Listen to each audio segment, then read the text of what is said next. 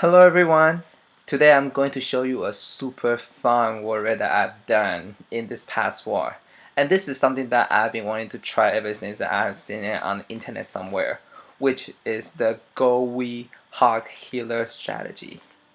And the reason why I can afford to play with this strategy is because for once my Ultra Queen is back. And then yeah, for the past few weeks, I have been missing my Ultra Queen for wars and stuff. So yeah, it's very nice to have her back at least for one war before I send her back to sleep to go to level 24. Actually, yeah. And then which was just done 2 hours ago. So yeah, and this is a very exciting raid. Obviously this base is not the best design base, which is why I'm able to try this strategy just to give it a shot to see if this really works as I planned. And yeah, and then it really worked out. So here we go. Let me just kind of go through this strategy.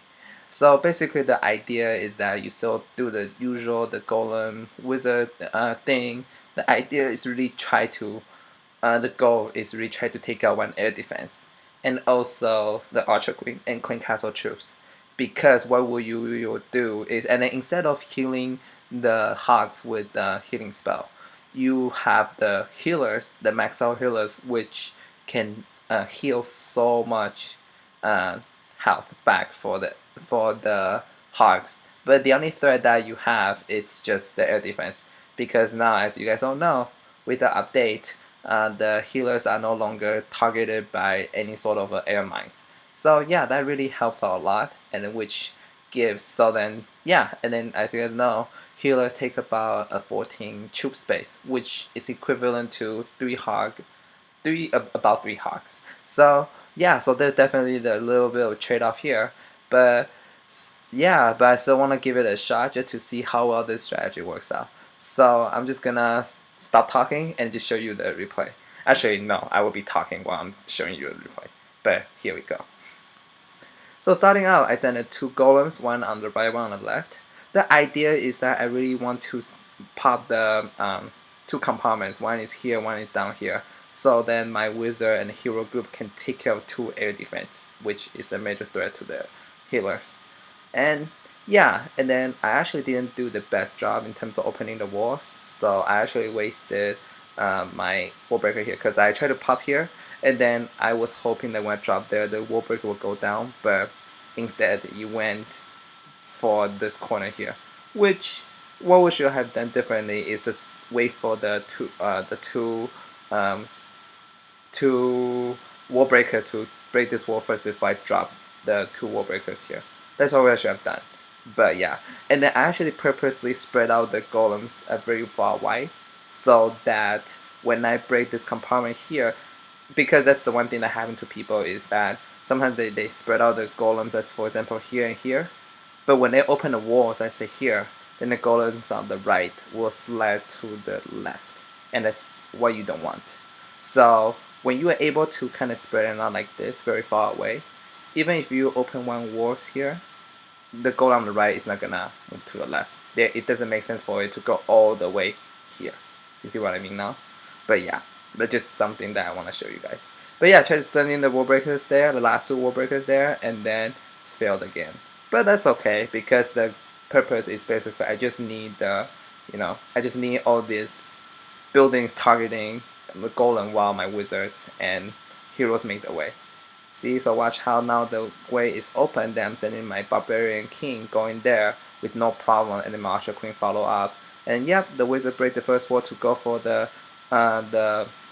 archer queen, and then I drop the healing spell there, because I was actually debating if I should do the race spell or healing spell there.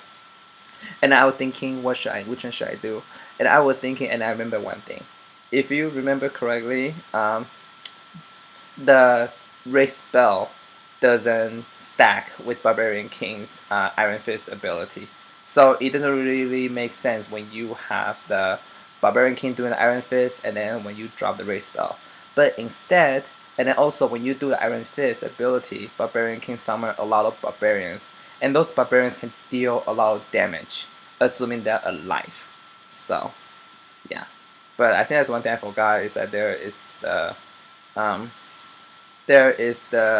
there, so it really wiped out my entire barbarian army. Otherwise, my barbarians will do a lot of damage to, other troops. But anyways, that's that. But still, I think I chose the right spell either way. But now the thing is here. Watch how everything else goes down from here.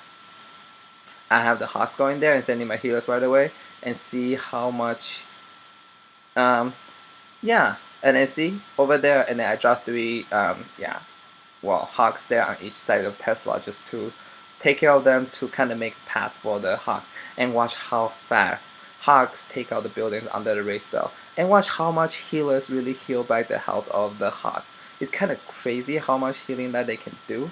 And then yeah, see how much HP that it really healed up. And then over there, as they are going towards the second air defense, I drop the race spell there and see how the healers only take 2 hits from the air defense. And yeah, and then over there, it actually went down. The space actually went down a lot faster than I thought. I thought when I was playing for this raid, I thought that there might be a chance where my healers get crushed by the yeah, I just thought that my heal might get crushed by the air defense. But in the end, it didn't, because when the Hawks on the race spell, they are really on steroid. So the only thing that you really need to be mindful of is the springs, because the springs actually are the ones that actually take out a lot of Hawks. And nowadays, when I run a Hawk raid, I really try to pick the side where there's a least spring, because I think a lot of times people do underestimate how much springs can do to the Hawk army. And then yeah, and then from what I saw from the replay before, and most of the springs are actually being placed here, which is why it was very important for me to use the golem and the wizard to take out all the defensive buildings here, so my Hawks won't step on those springs. So yeah, that's just one thing to keep in mind when you are trying to raid a base. And also for the defensive standpoint, you probably want to put springs where troops like Hawks will have to step on it, because springs does do a lot of damage to the Hawk oriented raids. So yeah. But there you go. I think this is one of the funnest raids that I've done so far, because it's definitely a new thing for me, and I always like to try new things. So yeah, that should wrap up for this video. I hope you guys enjoyed it.